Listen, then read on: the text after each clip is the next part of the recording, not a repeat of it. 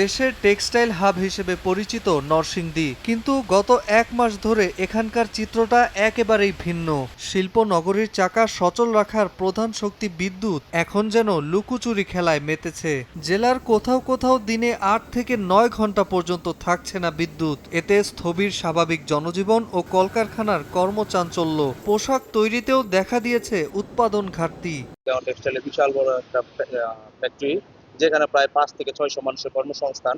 বিদ্যুৎ না থাকার কারণে সকলে আমাদের মালিক পক্ষ এবং আমরা শ্রমিক উভয়ই ক্ষতিগ্রস্ত। ১ ঘন্টা ডিউটির মধ্যে ৪ ঘন্টায় যায় কারেন্ট। এই অবস্থা যদি চলতে থাকে তাহলে শিল্পের যেমন ধস আসবে, তেমন বেকার সমস্যা বেড়ে যাবে। মালের দোকানে বলি যে মালটা আমি ১ সপ্তাহের ভিতরে করে দিব, কিন্তু এই মালটা আমার ১৫ দিন হয়ে গেছে, কিন্তু আমি বিদ্যুতের কারণে আমি মালটা ডেলিভারি দিতে পারতেছি না। জেনারেটর চালিয়ে উৎপাদন সচল রাখতে গিয়ে উৎপাদন খরচ গুনতে হচ্ছে ৪০% বেশি। এতে আন্তর্জাতিক ও স্থানীয় বাজারের অর্ডার সময় মতো সরবরাহ নিয়ে তৈরি হয়েছে অনিশ্চয়তা। হঠাৎ করে বা কোনো ইনফরমেশন না থাকাতে বিদ্যুৎ চলে যাওয়াতে আমাদের উৎপাদনের ক্ষতি হচ্ছে সবচেয়ে বড় জিনিস।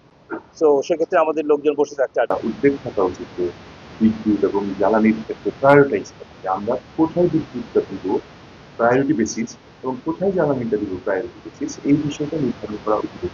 দ্রুতই লোডশেডিং সমস্যা নিরসনের আশ্বাস স্থানীয় পল্লী বিদ্যুৎ সমিতির। ২,৫০০ একটা গ্রিড আমাদের চালু হবে।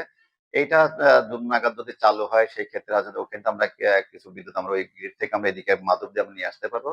এটা আসলে পরে আমরা ইনশাল্লাহ গ্রাহকের ভোগান্তি অনেকটাই লাঘব হবে। জেলায় ২টি পল্লী বিদ্যুৎ সমিতির অধীনে শিল্প ও আবাসিক গ্রাহকদের মোট চাহিদা প্রায় ৪৫০ মেগাওয়াট। বিপরীতে আরইবি থেকে বরাদ্দ পাওয়া যাচ্ছে ২৫০ থেকে ৩০০ মেগাওয়াট। সময় সংবাদ, নরসিংদী।